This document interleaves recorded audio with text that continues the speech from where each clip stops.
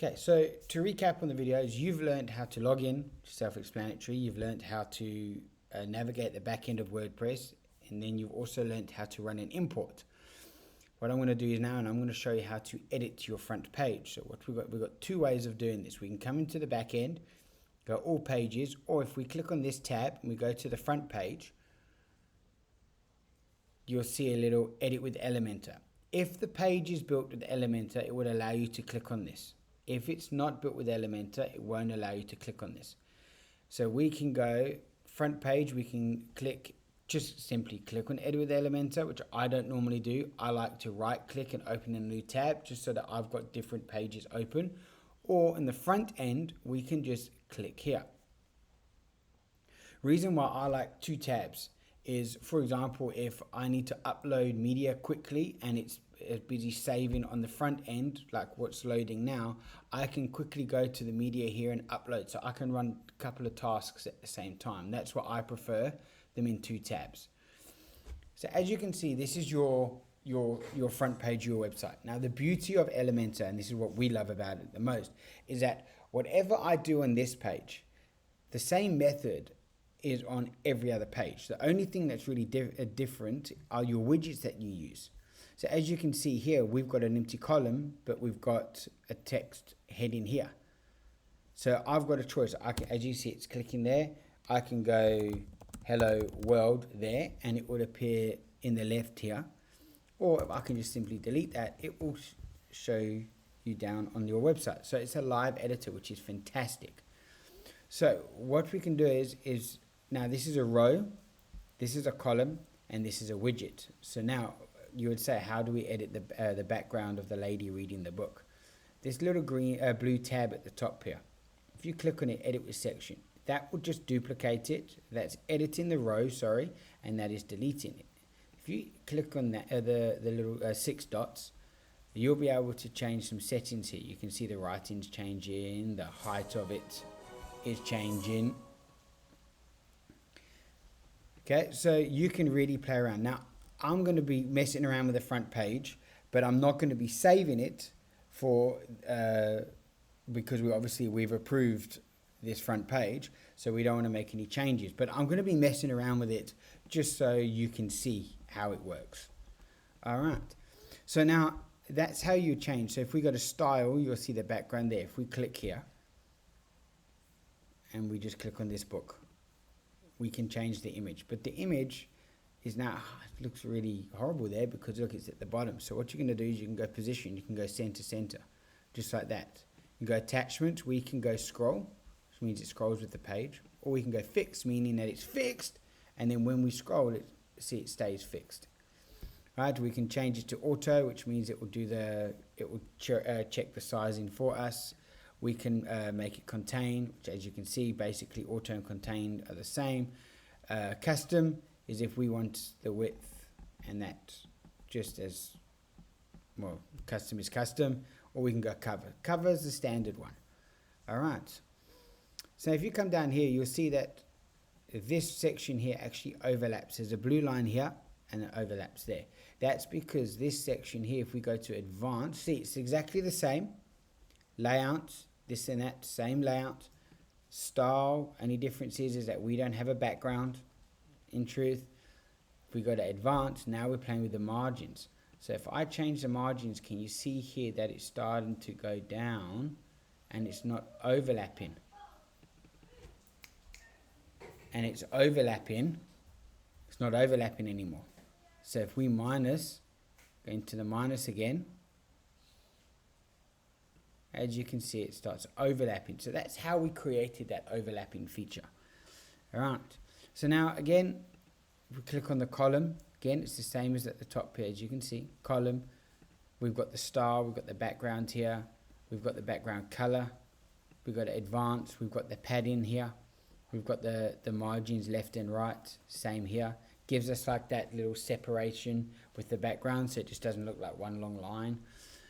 Then if you click on it, you see it's the heading. It's the same heading as the top one over here. It's the same heading. It's just, if we go onto style, typography, it's just different settings there compared to what the top one is. Now the beauty of this is what I like. is if we change the size in here, we go, yeah, okay, I really like that. But now I've got to go into this one. I've got to go into style. Oh, what size was it? Afrikaans again.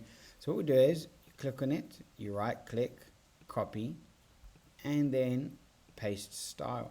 What it does is it doesn't change the wording, as you can see, but it could take all the custom settings that we did, the font, the style, the height, the font size, the if it's bold or underlined will follow through.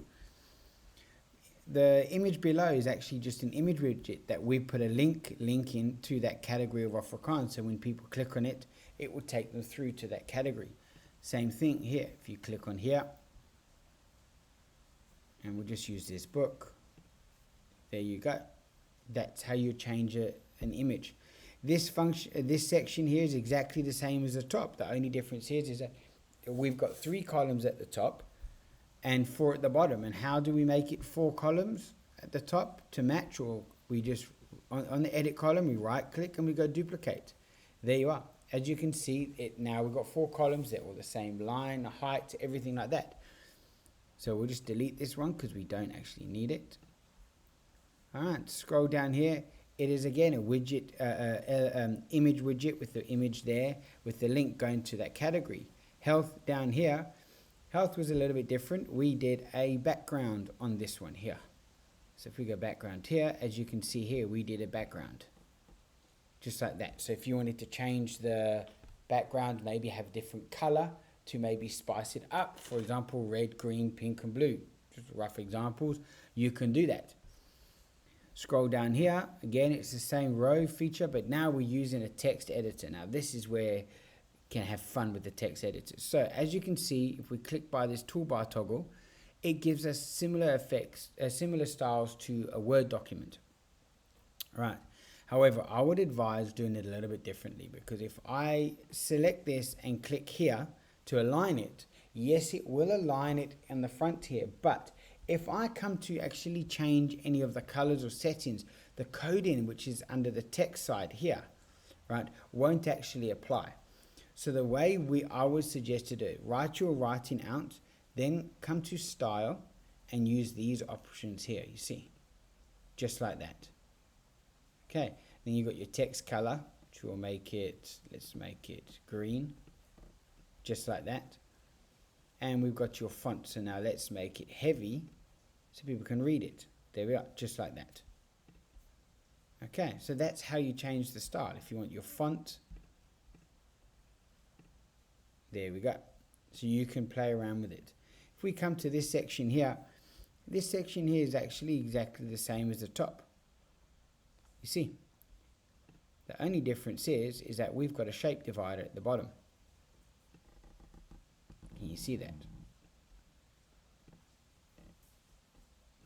Just a shape divider. Again, it's under style and it's under that widget. If we want to make it zigzag, let's just change, make it go zigzag. There we go here like this. We can go width, we can go height, just like that. If we want to make it triangles, there we go like that. Okay, or invert, there we go, just like that. So you can play around with it. Mountains, just like that. And then clouds has been done, which is like this height, just like that. Invert, there we go. I think invert looks a bit nicer. And just like that, you can even change, flip it round, just like that. Okay. So again, that's the beauty of it. You will be able, what you do on this, it's all effectively, the rows and the widgets are all the same as you would change your contact details in the contact form. So that's the beauty of it. If we scroll down a little bit more, these are your products. If we click on a product, it won't add it to cart, it won't take you there. Here's your columns. So we can, columns 3, it's an image carousel, the gap between. There we go. You can see the gap between is gone. We'd let's always show cart. Now it only shows when you hover over. Let's hide the price. Might put people off, for example. There we go. Add to cart. Rating. We can offer the quick view, which I don't recommend. So you see quick view basically just loads it like that, which I don't recommend. I would personally take that away, because remember, when you get to the device onto mobile version, it could be a bit tricky, but it's entirely up to you. Query, we want products. We've got 8 products. We can make that be 4 products, just like that. And then you see, there we go.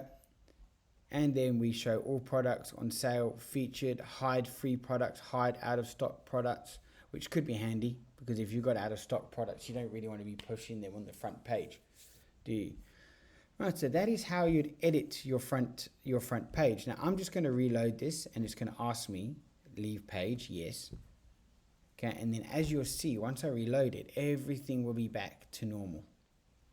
So that is the beauty of Elementor, is that there you go, that lady's back, the font is back here, this is now the right color, this is now no longer Lumo green, we've got our line back here. So the beauty of Elementor is that you can play around. This tutorial has been 11 minutes so far, and we've made all those changes. I reload the page and everything's back to normal. If you like something, let's say you change the background here, right? Let's say you change the background, you click on an image, you change it, then you'll just click update. This button at the bottom left here will become green. You click update, and then there'll be a progress bar, depending on what browser you use. On Chrome, it goes all the way from the left to right. On Safari, I believe it comes just at the top here. So then you just save it, and then then it's saved. All right, if you're nervous about anything, just don't save it. Reload the page, and it reloads it as it is. So if you wanted to add something new, so let's say you want to add a button, you would literally just click on it and drag it in. Here you are, here's a standard button. You can then come and style it any way you want. Make it black. You can come here, change the font if we want. Let's go Rock 3D. Actually a little bit hard to read, so let's go, there we go, like that. Right, if we come here, we can make it go the whole way across. We can make it just in the center. So let's go onto style, text, and we can go to hover, and we go background, and let's make the background white. Sorry, wrong section there. So we're going to make the background white. Now we've got to make the text color so we can read it, and there you go.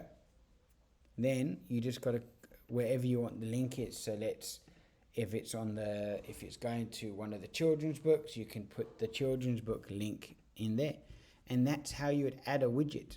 Very, very simple. I'm just going to reload the page again, and as you see, that button will be removed. There we go. Loading of Elementor does actually depend on the speed of your internet, so if it does take long to load, just maybe be patient, close the browser, reset your router, but all of this depends on the speed of this depends on the speed of your internet. All right. Have fun editing.